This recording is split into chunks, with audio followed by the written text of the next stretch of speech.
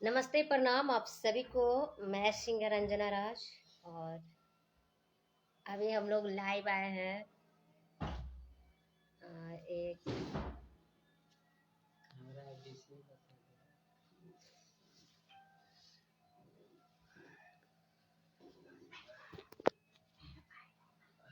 जुड़िए आप लोग जल्दी जल्दी, कुछ नया बात आप लोगों को बताना है। इसके लिए लाइव आए हैं हम रंजन जी के आईडी से।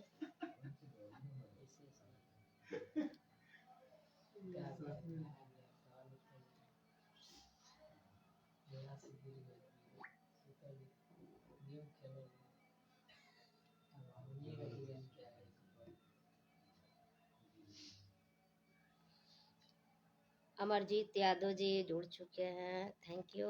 धनंजय कुमार जी कुशवाहा, थैंक्स, आप भी जुड़ गए। और लोग भी जुड़िए और इसको शेयर मार दीजिए थोड़ा।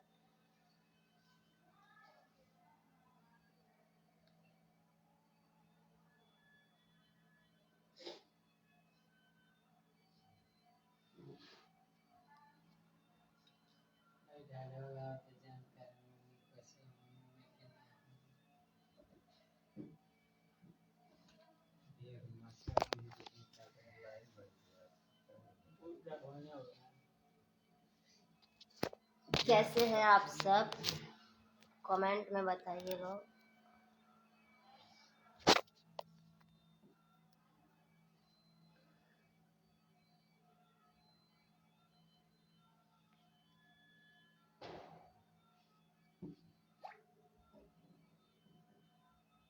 मुन्ना जी वाचिंग कर रहे हैं, थैंक्स मुन्ना जी, आप जुड़ गए। धोबियान जी, भाई धोबियान जी आप भी जुड़ गए, थैंक्स। अंसारी जी कुछ बातें करो। हाँ हाँ, बातें ही करने के लिए आई हूँ मैं लाइव आप सबसे, और कुछ खास बात है, इसी बात के लिए आई हूँ मैं लाइव। पंकज भाई thanks, Ansari ji thank you, Firoz जी जुड़ गए हैं, थैंक्स। अंसारी जी कोई गाना सुनाइए जी। गाना को लेकर ही हम लाइव आए हैं, गाना सुनाएंगे। गांव भर के लइकन के आपस में ई त लड़ा देले बा। गांव भर के लइकन के आपस में ई त लड़ा देले बा, हाँ लड़ा देले बा। तारा अखिया के कजरा ये जान झगड़ा करा देले बा। ये गाना हमारे साथ रंजन जी हैं और बहुत ही अच्छे सिंगर हैं, और इनका ये गाना है अखिया के कजरा झगड़ा करा देले बा। इस गाने को मतलब कुछ लोग हैं जो चोरी करके गा रहे हैं, तो ऐसा नहीं करना चाहिए। इस गाने को एक साल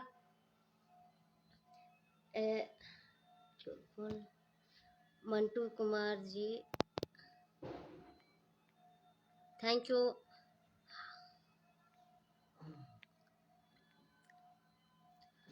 हाँ, तो मैं बोल रही थी कि इस गाने को कुछ लोग गा रहे हैं, जिन लोगों को नहीं गाना चाहिए वो लोग भी गा रहे हैं, तो ऐसा नहीं करना चाहिए। और सेम मैटर गाइए, ठीक है, गाना गाइए, उसको अलग गाइए, उसको चेंज करके गाइए, लेकिन सेम मैटर गाने की क्या जरूरत है। सेम मैटर लोग गा रहा है, आप लोग बताइए कमेंट करके क्या ये सही है या गलत है।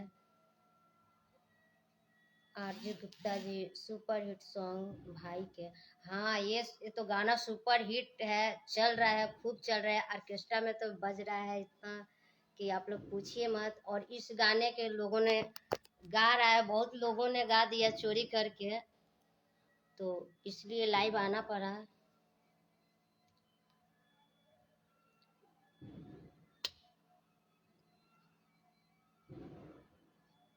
आप लोग रंजन जी से बात कीजिए लोग और बताएंगे वो अपने गाने के बारे में। कॉपी गाना गाना गलत बात है। हाँ आरजे जी, ये तो गलत बात है ही है, लेकिन कुछ लोग समझते ही नहीं है। गाइए उसको, आप अलग गाइए, अपने तरीका से गाइए, लेकिन सेम मैटर ऐसे गा रहा है लो जैसे लग रहा है वो लोग को गाने नहीं मिल रहा है। मैटर का कमी पड़ गया है। कैसी हो रंजना? सिंगर सोनू जी। जी नमस्कार सोनू जी, मैं बहुत अच्छी हूँ। आप सबका प्यार आशीर्वाद है।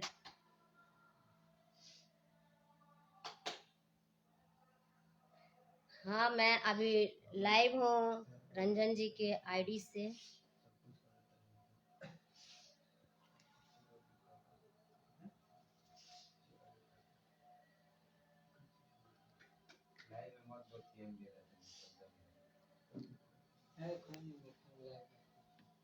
आप लोग बात कीजिए रंजन जी से, मैं बात कराती हूँ। बात कीजिए सर, बताइए। इनको पहचानते हैं? रंजना राज्य है ये। और चलिए एक खास बात आप सबसे करना है, इसीलिए हम लाइव आए हैं। Mantu Kumar Goswami super hit song भाई आरजे गुप्ता जी जुड़ चुके हैं, जो कि हमारे बहुत अच्छे दोस्त, बहुत अच्छे मित्र, और इनके हम कंपनी से भी जुड़े हैं अभी फिलहाल में। तो अब गाना मेरा लगातार आएगा WR म्यूजिक से, जो कि आरजे जी राकेश जी के भाई हैं। बहुत अच्छे दोस्त, बहुत अच्छे मित्र और बहुत अच्छे इंसान। और आप सबसे बता देना चाहेंगे हम कि खास वजह से हम लाइव आए हैं कि मेरा ये गाना बहुत चोरी हो रहा है। तो आप सब ज़्यादा से ज़्यादा जुड़िए और इस पेज को शेयर करिए, लाइक करिए। हम आपसे बहुत सारा बात कहना चाहते हैं, पर आप सब सुनिएगा तब हम कहेंगे, और आप सब सहमत हैं तब हम कहेंगे।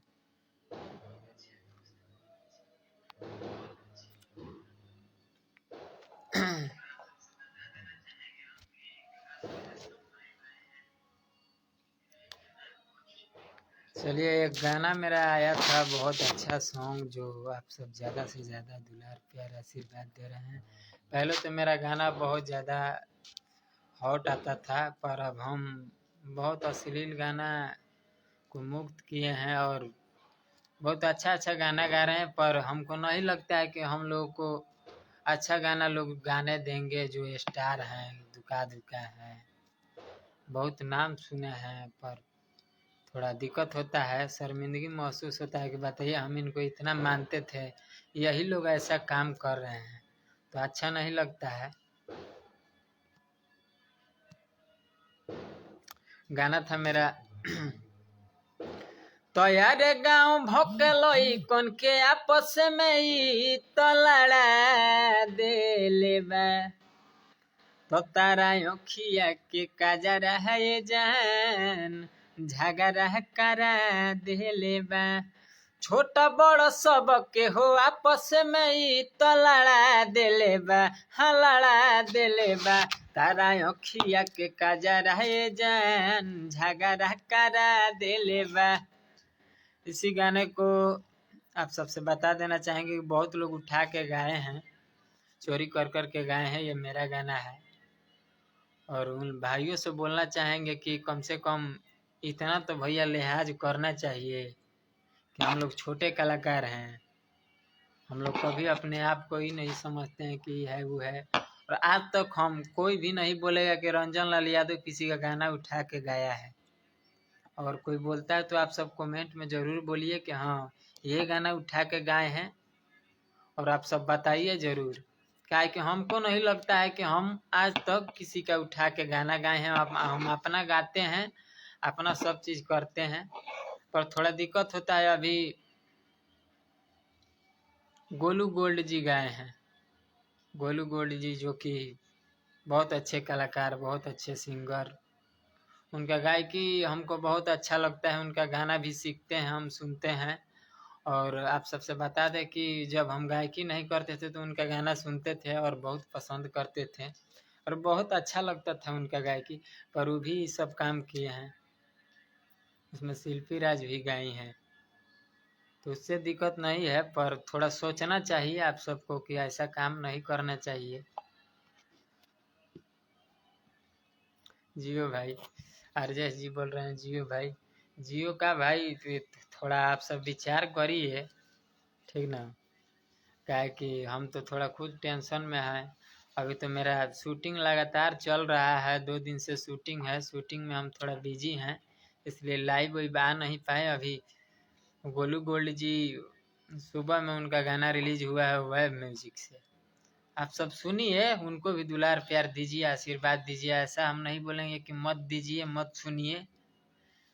जो भी भाई उनको पसंद करते हैं उनका गाना सुनिए जरूर। पर इतना सोचना चाहिए कि आप चुरा के गा रहे हैं तो हम लोग के पेट पे लात मार रहे हैं, ठीक ना। मान लीजिए हम लोग कर रहे हैं, शुरू कर रहे हैं, हम लोग को बहुत ऊपर पहुंचने में बहुत टाइम लगेगा और बहुत मेहनत करना पड़ेगा, और हम लोग कर रहे हैं। पर आप लोग सोच रहे हैं कि ये लोग मेहनत कर रहा है, उठ रहा है, गाना उठा के गा दे रहे हैं, तो ये अच्छा बात नहीं है। धनंजय धड़कन भी गए हैं, का हो धनंजय, ये तारा ना करे के चाहिए भाई, ठीक न। स्टार बाड़ो यार, तेंगा ना करे के चाहिए, ठीक न। हम तो मानी ले तारा के स्टार, का के स्टार बाड़ो, ढेर कुली बवाल भइल कुली तारा बारे में। कबो आरसीएम छोड़त रहल, कबो धल तल, कबो लाइव में आके कहत कि हम आरसीएम से छोड़ दिए हैं, आ फिर वहीं में जाके सटा लेता, ठीक न। तो हम तो तारा के जानता नहीं, लेकिन उससे दिक्कत नहीं के सेम तू मैटर गईले बड़ा, उससे दिक्कत हमारा 4 आना नहीं है। बाकी दिक्कत बा तनी ई है कि तनी बड़ा के तहलो के करे के चाहिए कि हमनी के अभी शुरुआत करते हैं जे, ठीक ना। शुरुआत करते हैं जे, हमनी के गाय के अभी ज्यादा दिन करते होत नहीं है, हमनी के तहलो से सीखे में जाए और सीखत तानी जाए। बाकी तहनी लो चोरा चोरा गई बोलो, तब बताओ प्रभाव कैसन पड़ी। प्रभाव यह न पड़ी कि हाँ लो चोरा गाओ तलो तो हमनी को गावल जाए। बाकी वो घटिया ही काम हमनी से ना हो, काहे कि उतना हमनी के कलाकारी अंदर बावे। एक दिन देखिए वो कलाकारी बाहर आई, ठीक बा। नगेंद्र उजाला भी गाए हैं, सिंगर बलजीत बबलू है। हाँ नगेंद्र उजाला जी, अभी हम उनके भी बारे में बात करेंगे। नगेंद्र उजाला जी गायक नहीं है, वो भड़ुआ है नगेंद्र उजाला जी। वो तो भोसड़ी वाला चोरा चोरा गाना गाता है नगेंद्र उजाला। हमसे पूछिए ना, जितना मार्केट में हिट गाना आता है वो चोरा चोरा गाता है। अखिया के फर फर फरकता है, गाना बज गया तो स्टार अपने आप को स्टार मानता है, किसी का गाना उठा के गा देता है।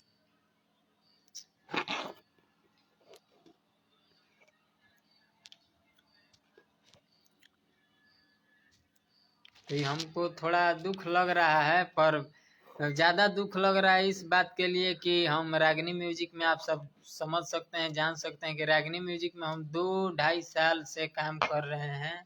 रागनी म्यूजिक में हम लगातार मेरा प्रोजेक्ट रिलीज होता था, और आप सब समझ सकते हैं कि हम कितना मेहनत करते थे, कंपनी वाले कितना मेहनत करते थे। ये सब आप सब समझ सकते हैं कि मेरा कितना वीडियो आता था, कितना ऑडियो आता था, इसका अनुमान आप सब लगा सकते थे। और उसी कंपनी से नागेंद्र उजाला का गाना आया है, तारा अखिया काजरा जान। मतलब पूरा हमको दबाने का कोशिश कर रहे हैं कि रंजन लाल यादव का गाना नहीं बजना चाहिए, और अब नगेंद्र उजाला को हम गवाए हैं तो उनका बजेगा और हरदम बजना चाहिए। तो ये गलत बात है भैया। विवेक जी को हम अपना बड़ा भाई मानते थे, पर आप दिल हमारा तोड़ दिए हैं। आप क्या बताइएगा, कल तो भेंट मुलाकात हुआ था, पर दिल से तो हम नहीं बोल सकते हैं, ऊपर से तो हंस रहे थे जो भी है, ठीक है। पर आप हमको नाराज कर दिए हैं भैया विवेक सर। पर फिर भी लव यू, अच्छा किए हैं। दिल तोड़ के आपको अच्छा लगता है कि हाँ अच्छा किए हैं। रंजन लाल यादव का गाना नहीं बजना चाहिए, नगेंद्र उजाला का गाना बजेगा, उन पे हम मेहनत करेंगे। उतना मेहनत मेरे गाने पे आप नहीं किए हैं। लाइव अगर आप देखते होंगे तो आपको मालूम होगा कि उतना मेरे गाने पे आप मेहनत नहीं किए हैं। जो गाना अभी मार्केट में बज रहा है, आप गवा रहे हैं, उतना मेहनत मेरे गाने पे आप नहीं किए होंगे। क्या कि हम खुद देखे हैं। मेरा गाना वीडियो चढ़ता था या ऑडियो चढ़ता था, आप कम्युनिटी किसी चैनल से नहीं मारते थे। जब हम बोलते थे तब कम्युनिटी मारते थे, वो भी छोटे चैनल से मार देते थे कम्युनिटी। और इस गाने का हम देखे हैं, एक चैनल से कम्युनिटी नहीं है, हर चैनल से कम्युनिटी है। एक चैनल पर ये वीडियो नहीं चढ़ा है, 3-3 चैनल पर आप चढ़ाए हैं। इससे क्या आप साबित करना चाहते हैं कि हाँ अपना रंग मतलब दिखा दिए हैं आप, पर उससे दिक्कत नहीं है। जुड़े हैं तो आप कुछ रिप्लाई दीजिए। क्या कि हम तो कुछ बोल नहीं पाए, ठीक है, क्या कि आपको बहुत इज्जत करते हैं, सामने कुछ भी नहीं बोल सकते हैं आपको, ठीक ना। अब टाइम आएगा तो बोलेंगे, ऐसा बात नहीं है। क्या कि हम भड़ुआ नहीं हैं, ठीक ना, हम ही मर्द हैं। और ये नहीं है कि रागनी म्यूजिक से मेरा गाना बजा है, उसके आगे भी मेरा गाना बजा था और बजता है। आप सोचिएगा कि नहीं गाना बजेगा, हम रागनी म्यूजिक छोड़ दिए तो नहीं गाना बजेगा, तो ऐसा कोई बात नहीं है कि नहीं बजेगा। जब हमारे अंदर हुनर रहेगा ना, हमारे अंदर हुनर रहेगा तो पब्लिक जरूर सुनेगा, उसको दुलार प्यार देगा, और मेरे भाई जरूर दुलार प्यार देंगे। ऐसा बात नहीं है कि हम रागनी आपसे पहले हम युवराज म्यूजिक में गाए थे, सिवान वाला, वो भी गाना आप सब बहुत ज़्यादा दुलार प्यार आशीर्वाद दिए थे उस गाने को।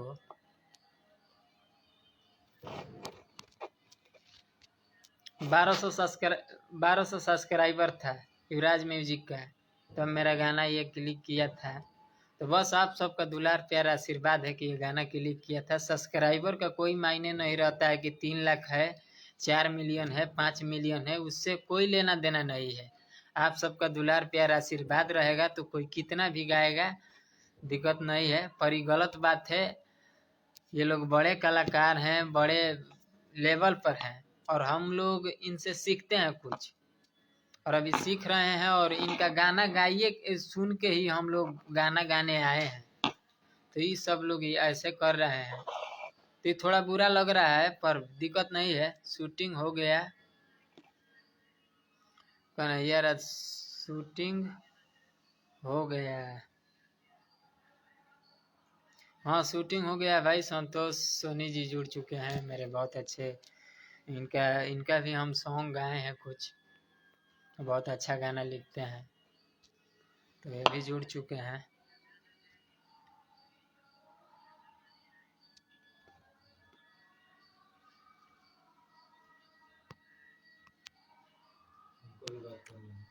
और चलिए विवेक जी से इतना ही कहना चाहेंगे कि विवेक जी आप हमारा दिल तोड़ दिए हैं, और कभी भी जुटेगा नहीं दिल।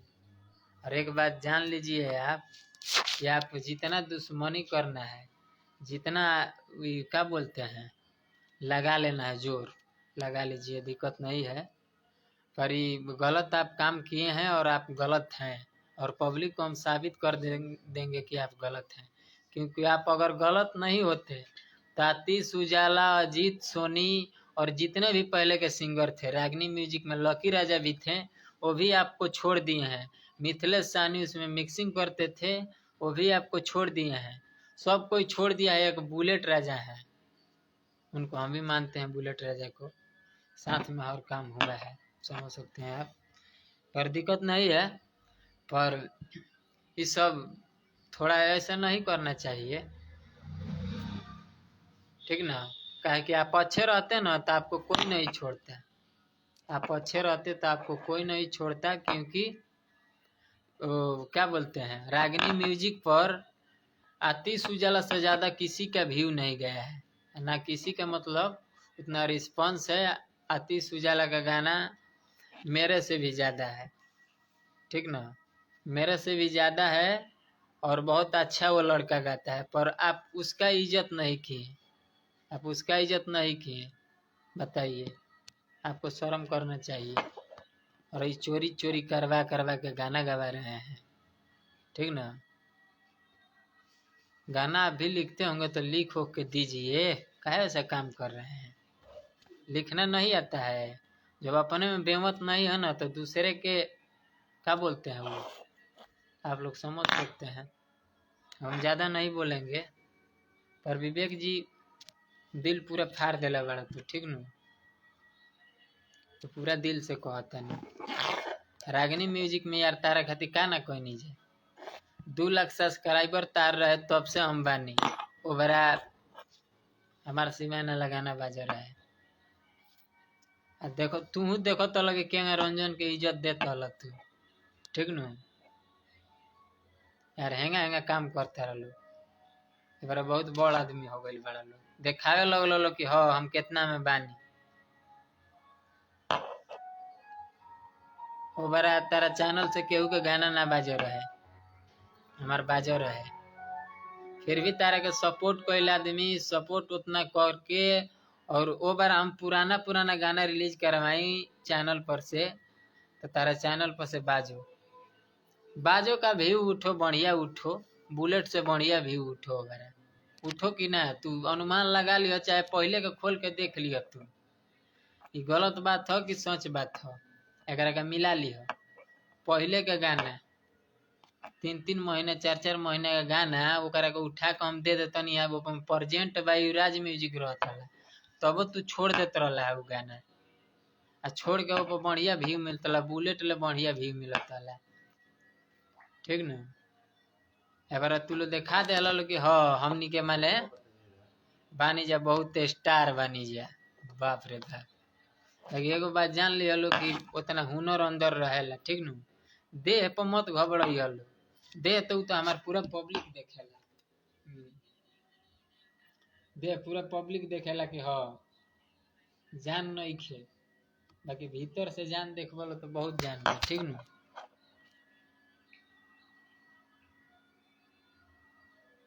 रंजन भाई कल भाई मीरगंज आइए शूटिंग।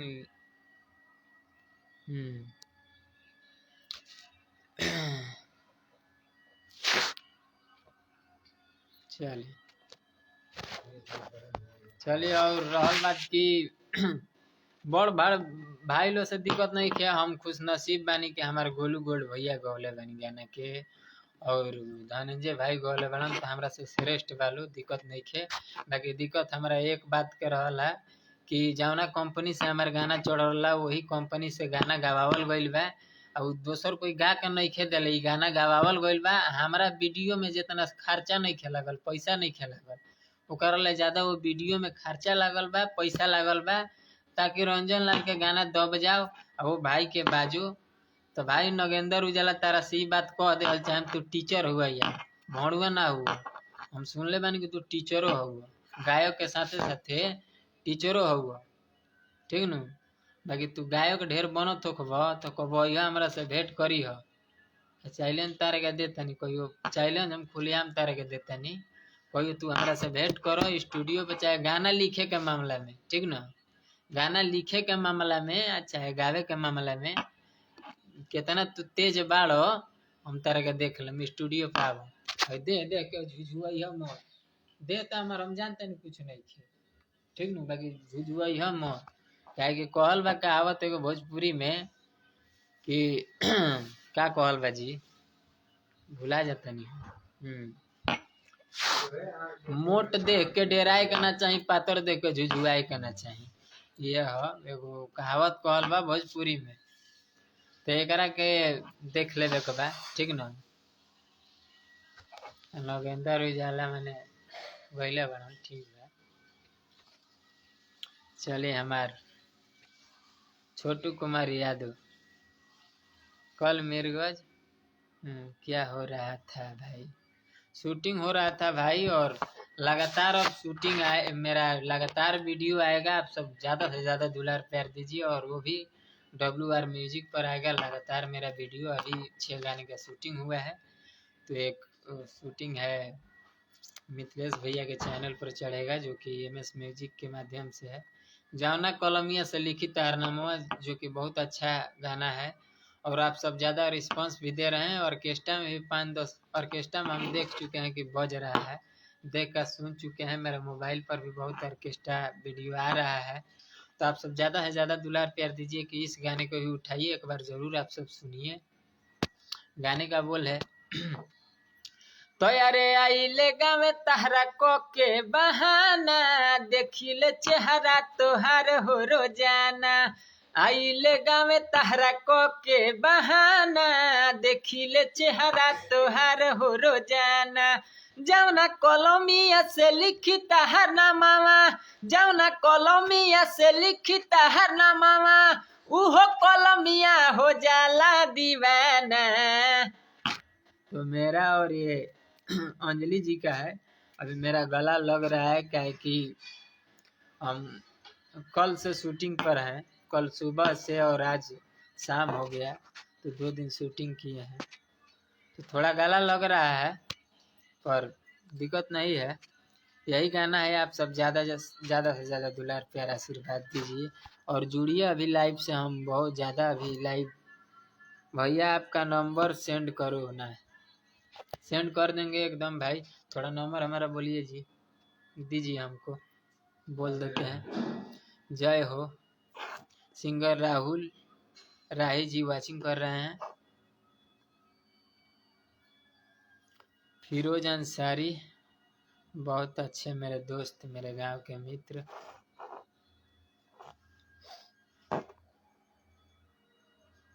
क्या हुआ है शुरू से बताओ। शुरू से भाई नहीं बताएंगे, आप लाइव देख लीजिएगा, ठीक ना। अब शुरू से बोलेंगे तो ज़्यादा टाइम लगेगा, और यही बात है, गाना चोरी हो गया है, पर चोरा चोरा गाइए। जब अपना में बेमत ना रही तो करबो लो तू लोग का, ये करबो लो, बेमत राखो लो मर्दे। अपना में बेमत नहीं खे तो कहलो हमरा से, हम लिख के गाना यार देते नहीं तो लोग के, गायकी हम छोड़ देते नहीं, राइटर के काम हम करें, ठीक ना। करवाई बोलो, कहलो, बेमत नहीं खे तो कहलो। गाना चोरा गावला का यार काम बा, मूर्ख खाला काम करता रहो तहलो। ऐसे भी लेवल में बढ़ले बड़ा लो, तहलो को हम इज्जत करे नी। नगेंद्र उजाला भइलो ना, है का गोलू गोल्ड जी, धनंजय भाई, ए खाली यार नंबर बढ़ले बा, कॉल को के बतिया लो, गाना हम दे देम तहलो के, गाली हलो जैसन कहलो वैसन नाम हमार डली हलो, हम गायकी छोड़ देता नी। तू ही लोग गावलो, तू लोग बहुत बढ़िया गावता रहो, हमारा तो ना सुर बा ना कुछ बा, हमारा गाँव ही ना आवेला, तो लोग बहुत बढ़िया बढ़िया गावता रहो। ऐसे भी पहले फाटा गाना गावता नहीं तो कहत लो कि हाँ रंजन लाल खाली फाटा गावेलन, अब नीमन गावता तो जी ही ना देवलो। नीमन के का माने, नीमन गावतन तब जियो ही ना दे बोलो। अब नीमन गावत नहीं कर बाजत तब ना, एकरा के उठा के गाव कि हमनी के बाजू भाग यार, ऐसा करे के चाहिए तो लोग के। चूलू भर पानी बा, चूलू भर पानी डूब के मर जालो।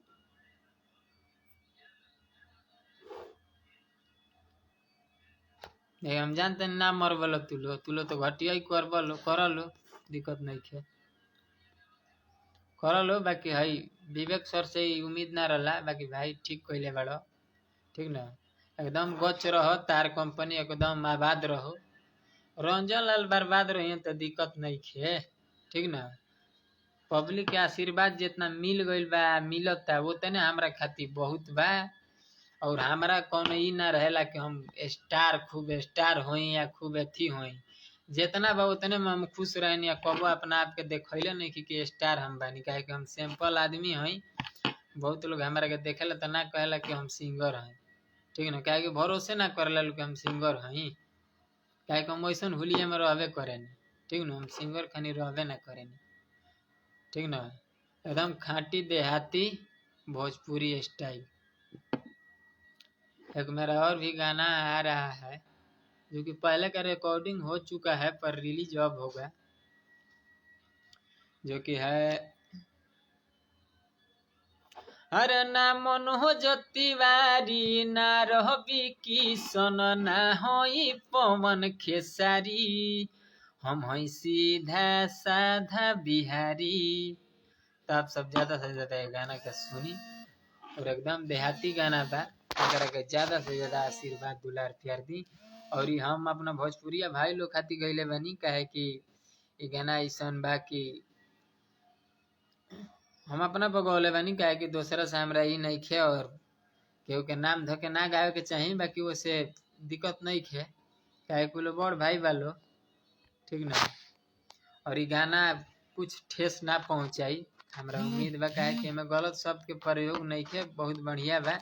काहे कि गाना का मतलब इहे बा कि वहाँ लो हीरो बानी लो, हमनी के सैंपल आदमी बानी जा, ठीक ना। तो गाना के यह माध्यम बा, तो हमनी के हीरो ना है जा, हमनी के सैंपल आदमी है जा, बिहारी है जा, और किसान के एगो बेटा है जा। कहे का मतलब यह बावे और कुछ ना। और रंजन भैया रउआ टेंशन लेला के कौन बात नहीं, रउआ थे हम बानी। एकदम भैया आप सब साथ बानी, तब तो एकदम मन गदगद बा। और दिक्कत नहीं खे, हमारा गाना उठा गौले वालों तो दिक्कत नहीं खे, आप सबके दुलार प्यार आशीर्वाद बा, तो रंजन लाल के गाना कबो बाजी। ऐसा बात नहीं खे कि वही कंपनी से गाना रिलीज हुई तो बाजी, कौनो कंपनी से गाना रिलीज हुई तो आप सबके आशीर्वाद रही तो गाना जरूर बाजी। और हमरा भैया भरोसा रहेला कि हम अच्छा से अच्छा गायकी करी और अच्छा काम करी, तो आप सब जरूर दुलार प्यार आशीर्वाद दें। टेंशन नहीं लेना है भाई जी, टेंशन हम नहीं लेंगे, काहे टेंशन लेंगे, आप लोग के रहते हुए टेंशन काहे लेंगे। राइटर कन्हैया यादव, संतोष म्यूजिक से, संस्कार म्यूजिक से गाइए। एकदम गाएंगे, मौका मिलेगा तो जरूर गाएंगे हम, ऐसा बात नहीं है। जाय दी सर कहाँ से केहू नसीब ना लेके, नसीब ठीक बा भैया, नसीब केहू लेके ना जाई, हमरा मालूम बा जितना हमरा नसीब में तकदीर में रही उतना मिली। पर भाई लोग को सोचे के चाही कि हम भैया एगो गरीब परिवार से किसान के एगो बेटा बानी, और बहुत हम मेहनत करनी, आप सबके पता हुई कि रंजन लाल कितना मेहनत करलन। काहे कि हमारे जितना आइडियो आवेला उतना वीडियो ना आवेला, काहे कि कंपनी वाला लोग हमारा का बहुत सपोर्ट नइखे कैले। काहे कि हम आइडियो आप सब सुन सकत नहीं, आइडियो भी हमारे गाना हिट हो गइल बावे, कई गो गाना हमारा आइडियो भी बाजल बा, वीडियो नइखे। गाना हमार बहुत पहले पापा हो गनी जवान, आप सब सुन लो खो, काहे कि ओबर हमार उहे चलो कटावा गाना चलो पहले। पर अब हम सोचा तनी भैया कि हम सुधर जाई और बढ़िया गाना गाई, अच्छा करी, तो भाई लोग के नइखे रहल जात कि हाँ ई भाई उहे करस, फटे करस लाई बाके हई हऊ कहस। तो हमरा बहुत सोच समझ के आवे के पड़ल है, काहे कि हम आवे के लाइव ना चाहतनी है, काहे कि एकरा पहले भी 20-25 आदमी गौले भाई गाना के, तो हमरा दिक्कत ना रहा। पर हम बाद में देखनी है कि हाँ ई भाई लोग कुली अपन असलियत दिखा देले वालो, तो थोड़ा हमरा शर्मिंदगी होके आवे के पड़ला। काहे कि भाई के हमू गोलू गोल्ड जी के हमू माने नहीं, नगेंद्रो भाई के माने नहीं। काहे कि नगेंद्र जी अभी हमनी के हेती रहनी जानी, बहुत छोट रहनी जा, अभी पढ़ी हम तीसरा में शायद पढ़त रहनी, तीसरा में चौथा में हम पढ़त रहनी, तो गाना अखिया फर फरकत आई रहे, ठीक ना। और हम आप सबसे बता दी कि हमारी उम्र तो खास ना होत हुई, दाढ़ी उड़ी अभी आ गइल बा, ठीक ना। पर आप सब अनुमान लगा सकत नहीं, शरीर देखिए, हर चीज देखिए, उम्र हमार ज्यादा खास नहीं होत, ठीक ना। पर हम मेहनत शुरू से कैले बानी, मेहनत के चलते तनी हमार पर्सनालिटी जौन बा तनी यहीं रहेला, मोटानी ना। पर आप सबके आशीर्वाद रही तो जरूर होई, ठीक ना। काहे कि हम थोड़ा टेंशन में रहिले, काहे कि हमरा गायकी पर हम ज्यादा फोकस करीले, और कबो करब आप सबके आशीर्वाद रही तो। अभी लगातार गाना आई, आप सब जरूर सुनब। जय हो।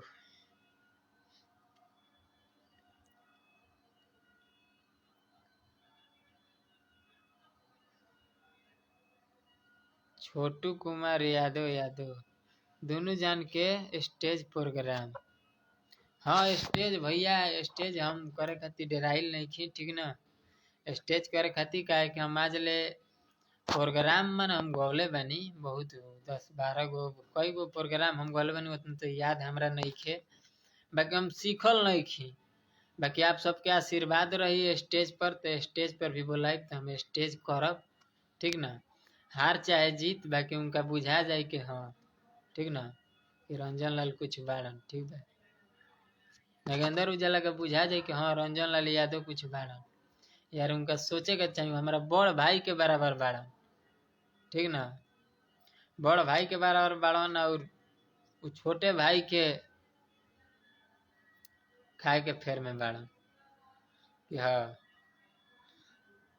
हाँ डीजे विकास गोपालगंज वाचिंग कर रहे हैं।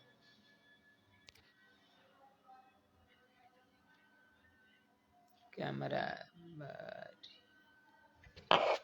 सिवान वाला के पावर बा रंजन भाई के देह में। भैया पावर हरदम रही सिवान, और ये बात नहीं खे रहल बात की हरदम हम तो मैंने रहल बात की एगो जिला के ऊपर गाना गौले रहनी, बहुत दुलार प्यार आशीर्वाद मिलल हमरा, और हम चाहतनी कि हमरा के सभे दुलार प्यार आशीर्वाद देव। हम ही नहीं चाहत कि हमरा खाली सिवान जिला आशीर्वाद दुलार प्यार देव, हम चाहतनी कि सभे दुलार प्यार आशीर्वाद देव। पर आप सबके सपोर्ट रही तो दोगलवन के सपोर्ट रही तो कुछ नहीं हम जानी थनी, ठीक ना। काहे कि जिए ना दिए सन, बैठ गइल बड़ा सन ऊपर, कंपनी हमनी से उठावत तारा सन, हमनी के यूज क के कंपनी उठावत तारा सन, और कन के बड़ा बड़का हो जाता तारा सन कि सिंगर लोग के कोनो महत्व नहीं है। कंपनी हमनी से उठावत तारा सन, उठा के ओबरा हमनी के अथी कर देता रहा कि हई बात बा हऊ बात बा, असलियत दिखा देता रहा। रउआ लोग बताई लो कि बिना रुपया पैसा के कोनो काम होला ना होला। आजकल के जमाना बा कि पैसा ना रही तो केहू ना पूछी। एगो हम गांव के देहाती बात कहतनी कि पैसा रही तो केहू ना पूछी, काहे कि आप सब देख सकतानी कि कोनो भी काम में चाहे जो भी बावे हर कोई ये पूछता कि कितना भाई कमा लो, हमरा से केहू पूछ देले कि कितना भाई कमा ले लो, कितना इनकम कर ले लो। तब सबसे बता दी कि हमारा उनमें फायदा ना रहा तो हम छोड़ देनी, रागनी म्यूजिक छोड़ देनी। तो रागनी म्यूजिक छोड़ देनी तो एक मतलब ये हो कि हमारे गाना तू उठा गवई बाजत तो ओकरा के गवई अथी करबो।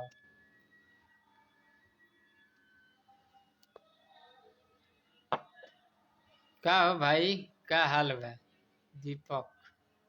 सब बढ़िया बा भैया, दिक्कत नहीं खे, आप सबका आशीर्वाद रहता हमरा का हुई, एकदम मस्त हाल बा। बाकी तनी ठेस लागेला भैया कि काहे कि जगरा का बड़ भाई आदमी मानता उहे आदमी ऐसन करू तो गलत बात बा।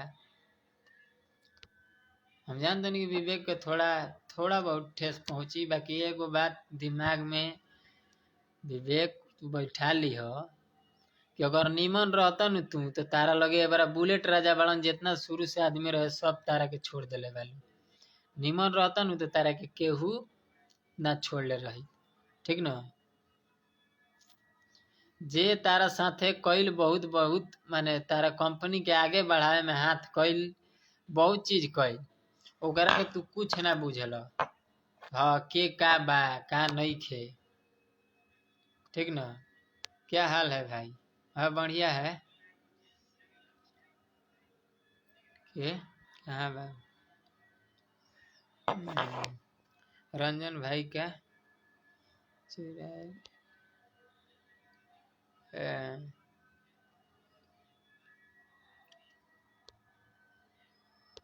बाकी एक दिन विवेक तारा बुझाई, ठीक न। कितनो जोड़ लगा लो तू गाना गिरावे को जोड़ लगा लो, ठीक न। गिरा दो, हमरा स्टार भइला के जरूरी नहीं खे। जितना हमरा प्यार मिलल बा उतने में हम एकदम गच बानी और गदगद बानी।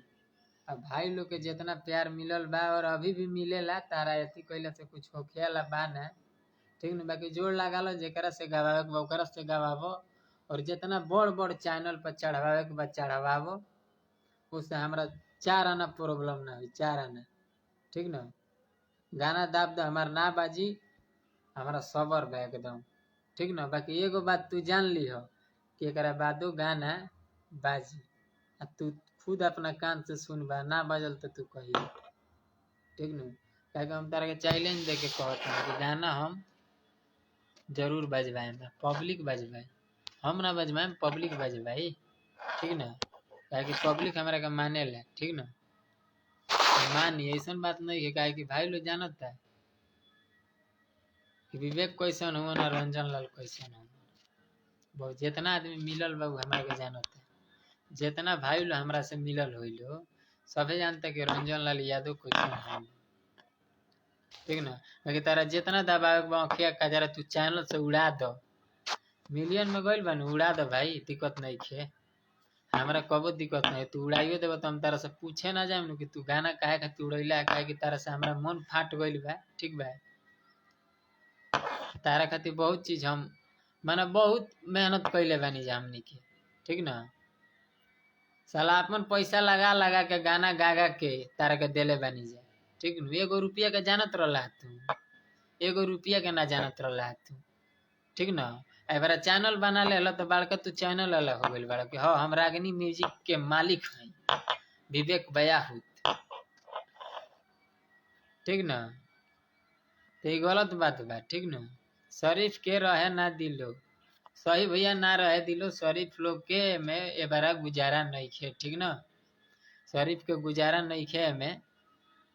बाकी रागिनी म्यूजिक वाला बहुत गलत कैले बाड़न, आप सभी विचारे पर कर सकतानी, ठीक ना। अगर गलत करत होगम तो हमारा के राय जरूर देम कमेंट में कि हाँ रंजन लाल यादव गलत तू बोलत तारा, गलत कहत तारा, ठीक ना। बाकी आप सब मिलाइब, ये बात के मिलाइब कि रंजन लाल के अखिया कजरा चढ़ रहे तो ओकरा के एगो चैनल से कम्युनिटी ना भई रहे, ओकर वीडियो भी आप सब देखब तो 1000 के वीडियो बनल बा, 1000 रुपया दिले बड़न विवेक, 1000 रुपया में वीडियो बनल बा, 1 शॉट में वो वीडियो भइल बा। हमरा के मौका कुछ नहीं के देहल, बहुत लोग के होला कि 3 शॉट 4 शॉट एक ही सिनेमा के लेहल जाला बा कि हम 1 शॉट में वो वीडियो कैले बानी, 1 शॉट के वो वीडियो ह आ 1000 रुपया दे के शूट करौले बड़न।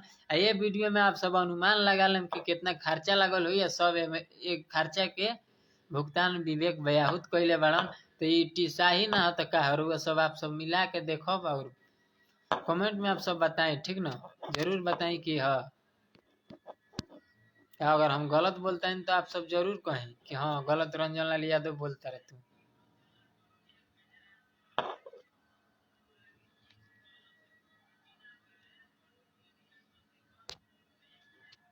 वीडियो गाना और आप सब एकदम बना रही, हमारा लगातार अब वीडियो आई, ठीक ना। आप सब एकदम दुलार प्यार आशीर्वाद दिए और एक से एक गाना आई। आप सब जितना भी हमारे भैया लोग बस सब कोई कमेंट में बताई कि कैसन गाना हमारा अच्छा लागेला, जैसन आप सब कहब हम वैसन गाना गाई, काहे कि हमारा कोनो शौक नहीं है कि हम अपना मन से गाइब, ठीक ना। जैसन गाना के रिस्पांस बढ़िया मिली वैसन हम गाना गाइब। आप सब राय देम जरूर कमेंट में कि कैसन गाना हम गाई। और अभी तो लगातार लव सॉन्ग होता है और आगे भी होई और सैड सॉन्ग भी होता है। हमारे 6 गो गाना के 7 गो गाना के वीडियो शूट भी हो चुकल बा, धीरे धीरे आप सबके बीच आई। हाँ रागिनी म्यूजिक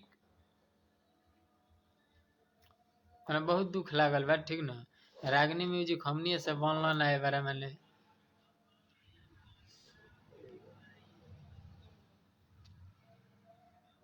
थोड़ा दुख होता, ठीक ना।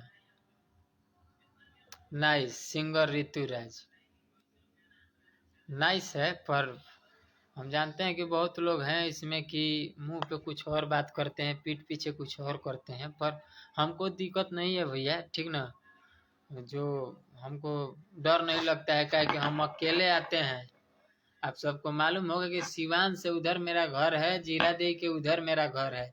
हम मीरगंज में आके अकेले रहते हैं, पटना भी जाते हैं, दिल्ली भी जाते हैं, बेतिया भी जाते हैं, अकेले जाते हैं। हमको मतलब ही नहीं रहता है ना, क्या कि हम किसी का बिगाड़े ही नहीं है तो कोई क्या करेगा। अब विवेक जी मतलब बोल दिए हम उनके बारे में तो कुछ दुश्मनी भी करना चाहते हैं तो हम अकेले रहते हैं। आपको जो करना होगा कर लीजिएगा, हमको दिक्कत नहीं है, ठीक ना।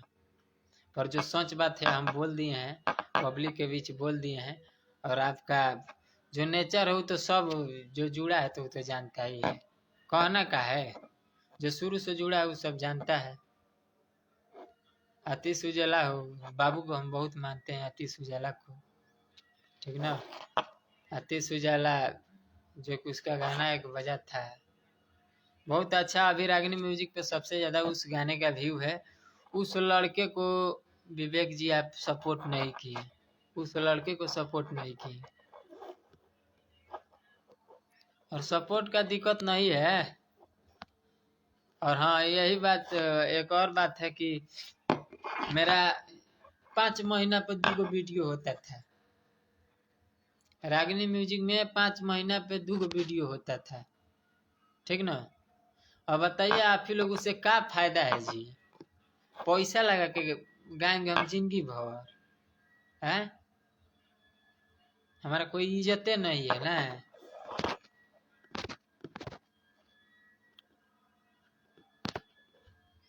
और एक बात आप लोग भी सुन लीजिए कि रागिनी म्यूजिक में जुड़ने से पहले जितने लोग हैं, जुड़ने से पहले सुन लीजिए कि मतलब सपोर्ट नहीं मिलेगा, रागिनी म्यूजिक में आप लोगों को सपोर्ट नहीं मिलेगा, ठीक ना। और हम धनंजय धड़कन नहीं उठा के गाना गाए हैं ना, हम धनंजय धड़कन नहीं है कि हम फिर आरसीएम म्यूजिक में चले जाएंगे और फिर इधर आ जाएंगे या फिर जाकर जुट जाएंगे। वो सब हम मर्द वाला काम करते हैं, ठीक ना, हम मर्द वाला काम करते हैं। कोई नहीं, मेरा मर्दा गाना भी बजा है, हर चीज है, और मर्द वाला बात भी करते हैं कि हम रागिनी म्यूजिक में दोबारा नहीं जाएंगे तो नहीं जाएंगे, ठीक ना।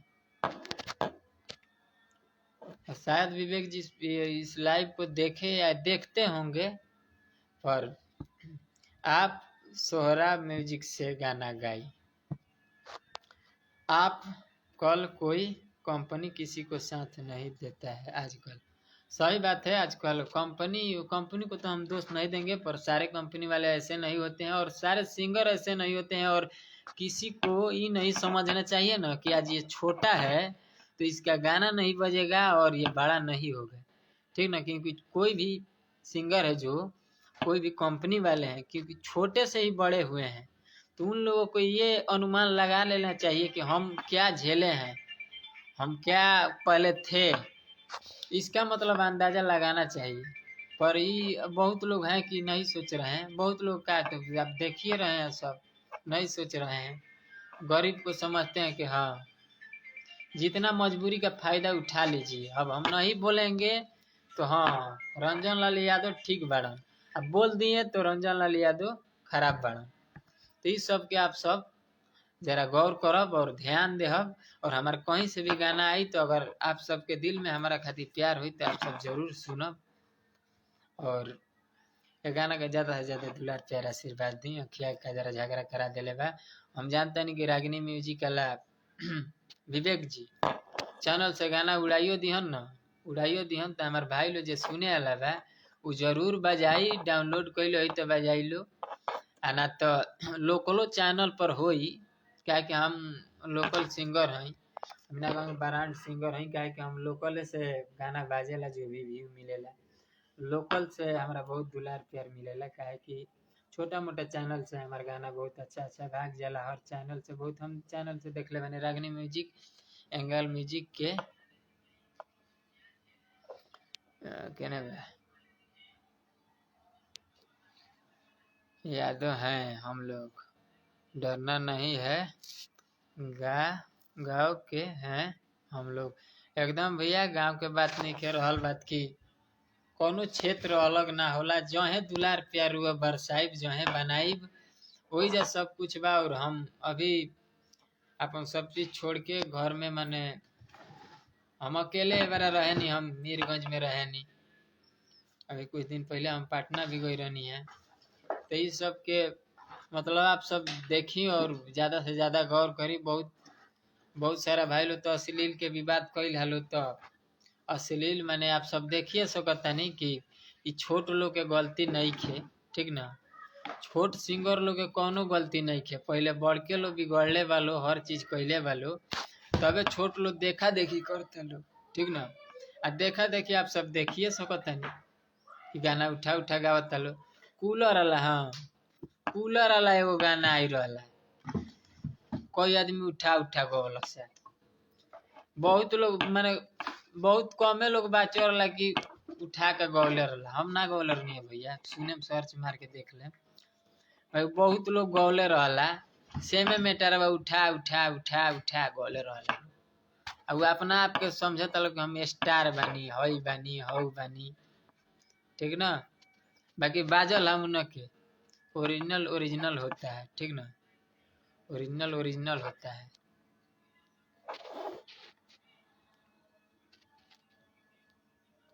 मनिया घर है भाई, यादों हैं हम लोग। अच्छा भैया, तुहार वीडियो सॉन्ग कब से आई?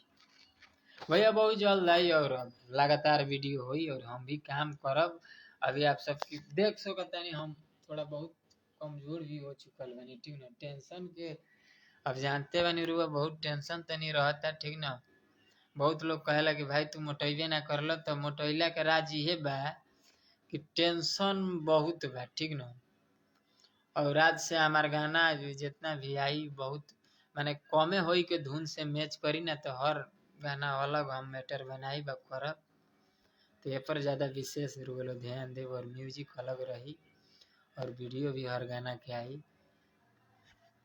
15 गाना हमारा स्टूडियो के सही बात बाबा। चलिए हमार विकास बाबा जी जुड़ चुकल बानी, उनके बहुत अच्छा इंसान और बहुत अच्छा आदमी, और साथ में हमने बहुत ज़्यादा टाइम बितैले बनी जाए।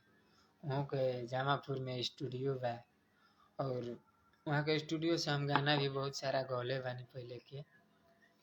तो बाबा के थैंक्स प्रणाम की आप सब जुड़े नहीं। और जिया शेर दिनेश हलचल दिल्ली चले जाओ।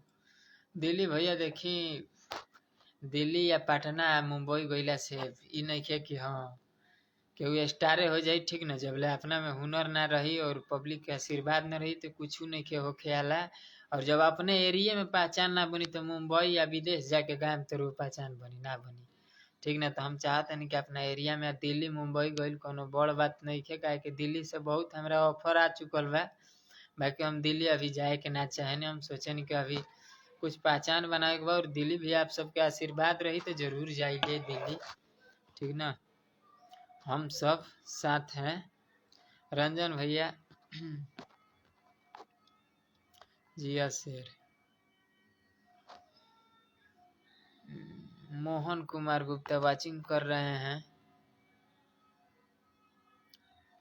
बुलेट राजा का साथ कब आएगा गाना? अभी तो हम नहीं बता सकते हैं विमलेश जी, ये तो हम नहीं बता सकते हैं बुलेट राजा के साथ कब आएगा, ठीक ना। बुलेट राजा जी के साथ मतलब अब हम तो नहीं कहेंगे कभी कि आप हमारे साथ गाना गाइए और ये करिए, ठीक ना। क्या है कि जो अपने आप को स्टार समझता है उनसे हमको बिल्कुल नहीं पड़ता है, ठीक ना। इसके अंदर घमंड रहता है हमको बिल्कुल नहीं पसंद पड़ता है वो आदमी, ठीक ना। और हम बिल्कुल ईगो नहीं रखते हैं, किसी से हर किसी से बात करते हैं फोन पे, ठीक ना। हर किसी का एक छोटे से छोटे, बहुत लोग समझते हैं कि हम हाँ हमारा गाना बज रहा है। बहुत लोगों से आप लोग देखे होंगे वो मेरे व्हाट्सएप पर हर चीज़ पर हम बात करते हैं। तो ये हम बुलेट जी से नहीं कहेंगे कि बुलेट जी हमसे हमारे साथ गाना गाइए, ये करिए वो करिए, ठीक ना। कभी नहीं कहेंगे, काहे कि कह लिए हैं एक बार दो बार, ठीक ना। और वो दिख जाता है, ठीक ना, दिख जाता है कि किसको किसको जलन है रंजन लाल यादव से, किसको किसको नहीं जलन है, ठीक है। पर उससे दिक्कत नहीं है, आप सबका आशीर्वाद रहना चाहिए। और एक से एक सॉन्ग आएगा, नया धुन आएगा तो आप सब जरूर सुनिए।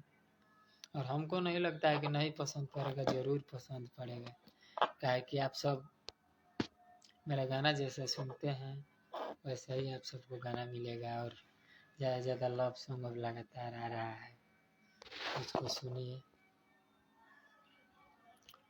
बिग होम कैमरा,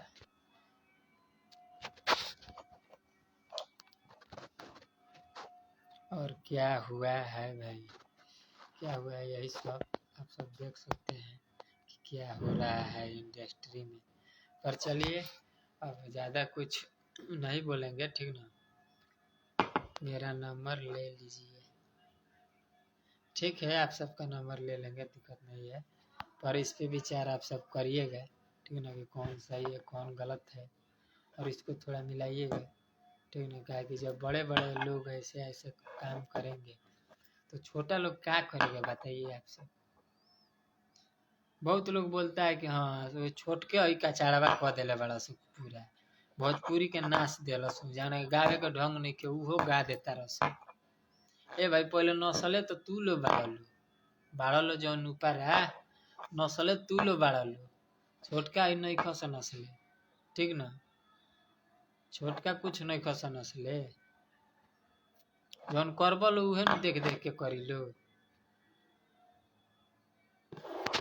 आखिर हमन के तल से सीखत नहीं जाई, इहे काम करबलो तो का हुई बतावलो, उठा उठा गाना गावत रहलो, ओकरा बाद से अश्लील गाना तू